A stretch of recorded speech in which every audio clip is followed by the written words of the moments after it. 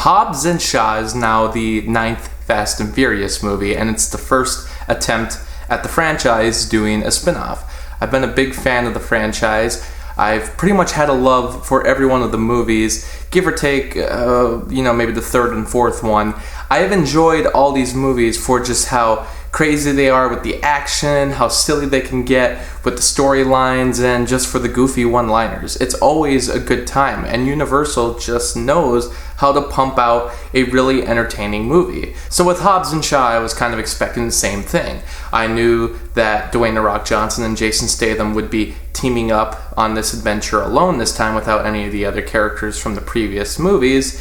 And I guess we're still ignoring the fact that Jason Statham killed Han in both the 3rd/7th movie, but I guess, continuity or whatever. They became kind of friends in the 8th movie, so I guess that's why it counts. They're both called to a case involving a deadly toxin that can enter the bloodstream and kill people, and this toxin has been put inside of Jason Statham's sister's body, and they have to extract it out before it's too late, which turns this movie into a bit of a countdown. And Idris Elba is the villain chasing them, who is this super bionic human that's been manipulated in his bone structure and his body in order to become, as he says in the trailer, Black Superman. The trailer really was one of the silliest things I had ever seen. I know that Fast and Furious had already been building towards something like this for quite some time. Ever since the 5th movie's been released, it seems like they're trying to get crazier and crazier with the stories and the setups. It's come a long way since it was a bunch of people just stealing VCRs in the first movie. Now it's all about working for the CIA, going on secret missions to become a beat squad that's always saving the world. If you watch the first movie, you'd probably never expect that it'd get to this point. So if you already know that coming in, that's going to be crazy, I think you're going to have a good time.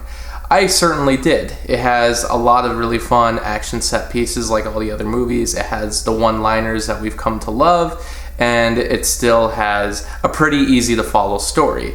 This one I give even more credit to for simplifying everything to basically being about, we need to get this toxin out of the sister, and that's basically it. And we have to do it before Idris Elba catches up with us. We need to stop him as well.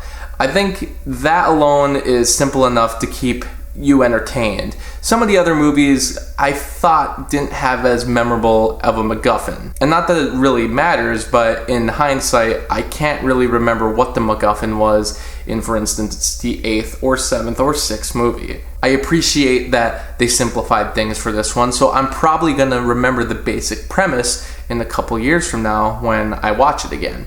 And Idris Elba, who is the villain of the movie, was giving me a lot of hope. I was excited to see Idris Elba really play up the role and make it this beefy, goofy villain, and he does a fine enough job of that. I don't think they give him enough material to be particularly memorable, but he's still a good enough villain to satisfy me. Jason Statham and Dwayne "The Rock" Johnson have a good enough camaraderie that it works, but I wouldn't say it's one of my favorite relationships to come out of this series. I'm not gonna lie, I did really miss the previous characters during this movie. I was really hoping for more Vin Diesel, for more Tyrese, for more Michelle Rodriguez. And, I know this is supposed to be a spin-off, but you could tell that their absence was quite large, to me anyway. I also thought the movie ran a bit too long. It's got really good action, set pieces at the beginning, good enough car chase. The second act is set up a lot like how the third act would be set up.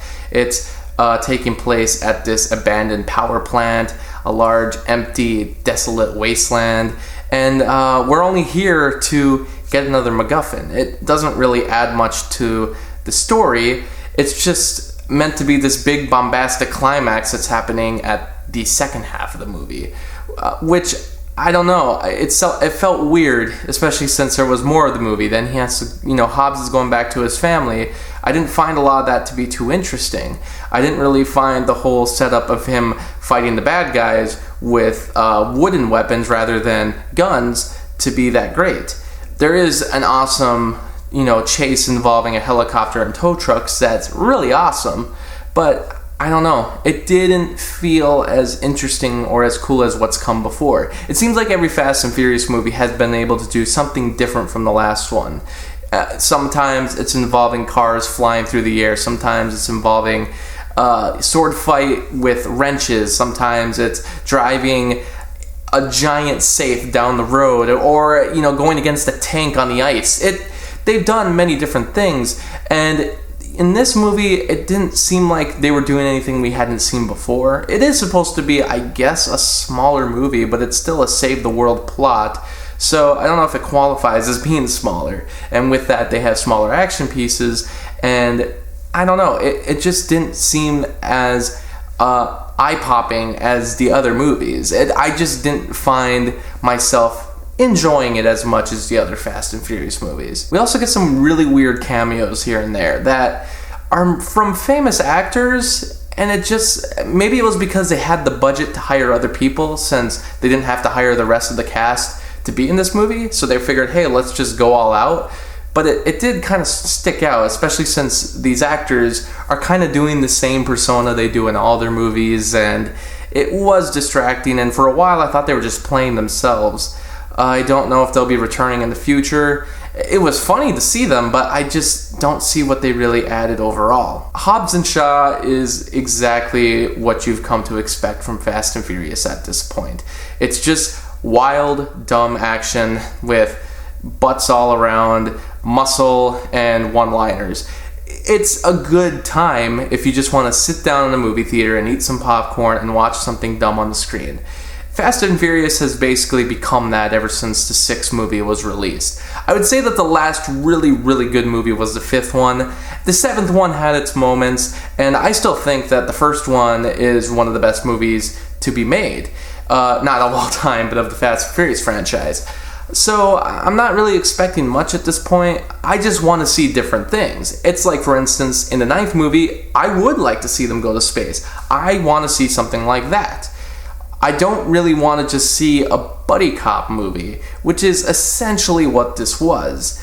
Now, I do like buddy cop movies, and this one was a satisfying buddy cop movie, but just when it's Fast and Furious, I guess I'm just hoping for something even more dumb that they can somehow make enjoyable and even make sense. That's what Fast and Furious has been good at, and I just didn't see it this time around. But then again, it's not really supposed to be a Fast and Furious movie, it's just a test run for doing other spin-offs. I'm all up for seeing more spin-offs. I love seeing more Fast and Furious movies, but I just kind of hope they do some different things with it rather than the same old and not offering any new set pieces or locations. So for now, I guess I would give Hobbs and Shaw 3 out of 5 stars. It's a good enough movie. You're going to be entertained.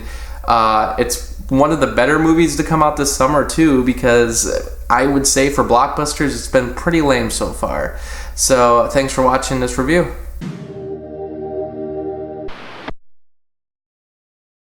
Thanks to all my Patreon supporters. For only $7, you can get your own monthly movie review. Ask me to review anything I haven't already. There's also other perks like blogs, exclusive videos, and early access. You can also follow me on Facebook, Twitter, and Instagram.